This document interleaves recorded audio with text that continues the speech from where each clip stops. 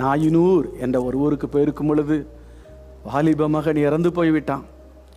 அந்த தாயார் கைம்பெண் அழுது கொண்டே போகிறாங்க. ஏசு ஏதாவது கஷ்டப்பட்டாரா? இல்லை. அந்த பாடையை தொட்டார், அவ்வளவுதான். அடுத்த வினாடி மரித்து போன வாலிபனுக்குள்ள ஜீவன் இறங்கியது, உயிரோடு கூட எழும்பினான். ஆண்டவரால் கூடாத காரியம் ஒன்றுமே இல்லை. 38 வருஷம் படுத்த படுக்கையில் கிடந்த அந்த சகோதரன் பதஸ்தா குளத்தண்டையில் உதவி செய்ய யாரும் இல்லையே, எத்தனையோ முயற்சி பண்ணியும் குணம் பெற வழியிலையே என்று சொல்லி கலங்கின நிலைமை. இயேசு வந்தார், ஒரே ஒரு வார்த்தை, எழுந்து உன் படுக்கை எடுத்துக்கொண்டு நட. அடுத்த வினாடி சுகமாகிவிட்டான்.